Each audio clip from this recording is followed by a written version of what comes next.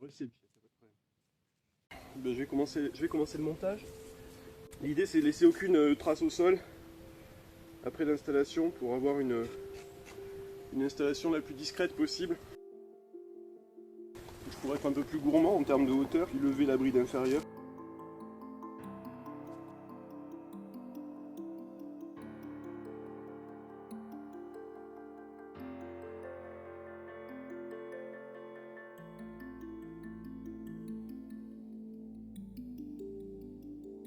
Donc il y a quelques mois j'avais fabriqué ce dispositif que j'ai appelé communicateur en hommage au communicateur dans Star Trek.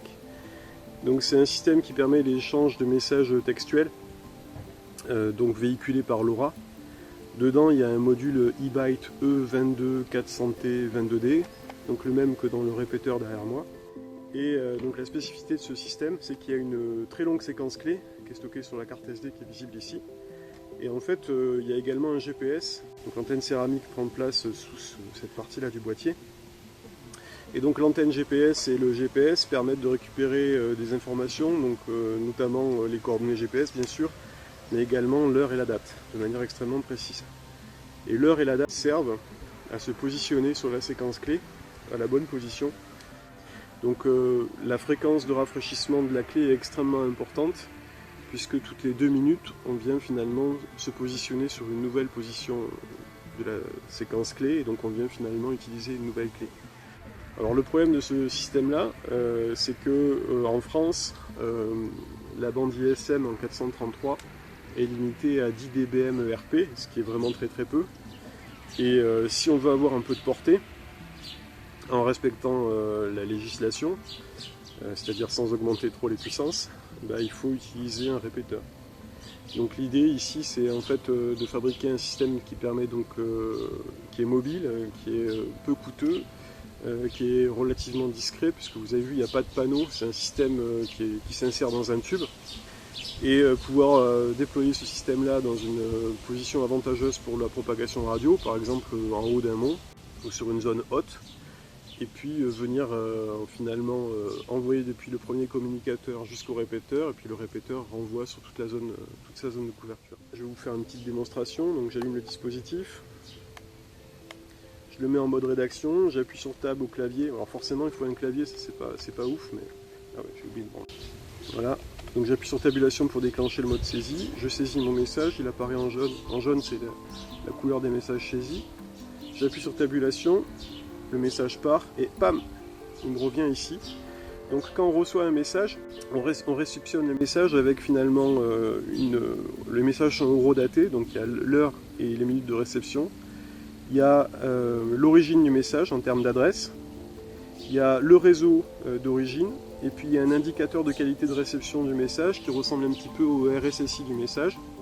Et donc mon idée, c'est installer donc, ce répéteur en haut du Sukhomé, en Corrèze, et puis prendre un communicateur et m'éloigner le plus loin possible finalement du répéteur, et à chaque fois mesurer donc la position, la distance et l'indicateur de qualité du signal pour pouvoir faire un graphe avec la distance en abscisse et puis en ordonnée le RSSI. Et l'idée, ça sera de comparer ces résultats expérimentaux aux résultats de simulation que j'ai obtenus avec le logiciel radio mobile et que j'ai présenté dans l'article de AQD.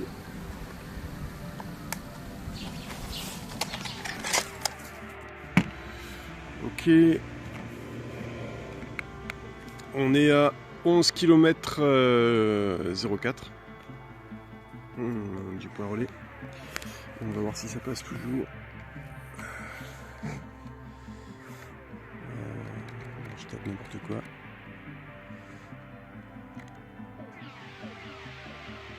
Je sais pas si c'est parti. Mais oui, mais ça reçoit nickel les amis. Et donc on est à 189 RSSI. Alors il faudra que je traduise en combien ça fait en RSSI, parce que c'est avec le module eByte, on a du mal à lire. Et je crois que derrière c'est une mesure du bruit ambiant. Donc on est à 189, 171 et on est à exactement, avec mon super GPS de campagne, à 11 km 04. Un peu moins de 20 km. Là bon, je suis un tout petit peu plus loin, mais ce qui compte c'est pas la distance, c'est le dégagement. Et j'étais dans une zone un peu plus urbaine, enfin, façon de parler. 566 à 20 km 63. C'est pas beau ça? Bon bah très bien, du coup on est en route pour les 30 km. Il faut que je trouve un endroit relativement en hauteur pour essayer de passer le cap des 30 km. Et puis si ça fonctionne avec 30 km, on essaiera d'aller encore un peu plus loin. Encore un peu plus loin dans le sud, vers Aurillac. Bon, je suis pas super fort en géographie, mais il y a en s'approchant d'Aurillac, il y a une...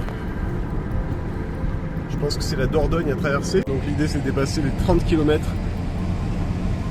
Et puis ensuite on fera un petit point. Ok, donc je suis à 26 km. Mais oui, ça passe avec 175, 167. Donc on voit que le signal s'affaiblit, mais on commence à être un peu éloigné malgré tout. 25 km 94, 93. Je vais noter tout ça. Alors l'avantage de ce GPS, c'est que, je sais pas si vous voyez, mais sur... bon, il y a plusieurs mémoires, je crois qu'il y a 16 mémoires, je me souviens plus comment j'en avais fait. Mais il donne l'azimut et la distance. Donc là en l'occurrence je suis quasiment donc le dispositif, le répéteur est quasiment plein nord puisque je suis azimut 360 degrés et il est à 25 km plein nord donc. Et là on vient de recevoir un message avec un RSSI de 175 sur 167. Donc juste pour par rapport au point actuel, le nord, donc plein nord c'est dans cette direction là. Donc c'est une position relativement dégagée malgré tout, même si moi je vois pas directement le mont Bessou. Donc là on se dirige toujours vers le sud et on a quasiment franchi les 30 km, donc dès que je trouverai un point bien exposé avec pas trop d'arbres autour, eh ben, je m'arrêterai pour essayer de faire un ping. Sinon on se rapproche des gorges de la Dordogne, donc il faudra ensuite pour continuer les tests de propagation franchir la Dordogne pour remonter vers Aurillac, pour se remettre sur un point haut vers Aurillac. Donc on sera normalement quasiment à 40 km. Donc j'ai franchi le seuil fatidique des 30 km puisque je suis à 30,16 km. Et j'ai un signal donc de 183 sur 175, c'est-à-dire c'est un peu mieux que tout à l'heure, et ce qui suggère que le point est peut-être un peu plus en hauteur, un peu plus dégagé. Donc je vais noter tout ça et je vais poursuivre ma route vers la Dordogne. Ouais, donc je m'éloigne toujours. Je dois être environ à 35 km du mont Bessou. Voilà.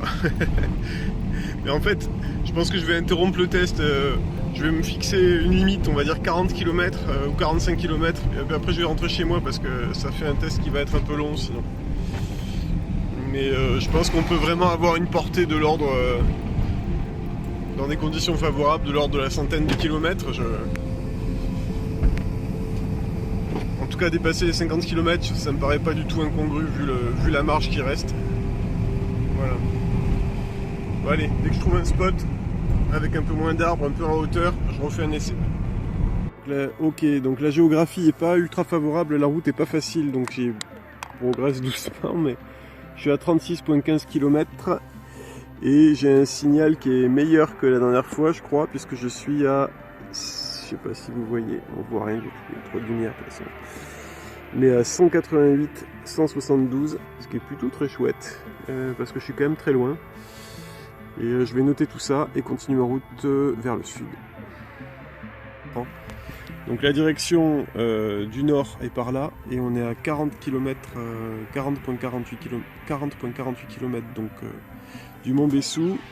Et j'ai réussi donc à faire répéter un message. Et donc voilà, donc on commence à avoir moins de signal forcément. Mais on a donc 176 de signal. 176 de signal. Donc 176 de signal sur 168. 176 sur 168. Donc j'imagine qu'on s'approche un petit peu de la limite. Puisque quand le bruit deviendra plus grand que le signal, normalement ça devrait cesser de fonctionner. 40 km.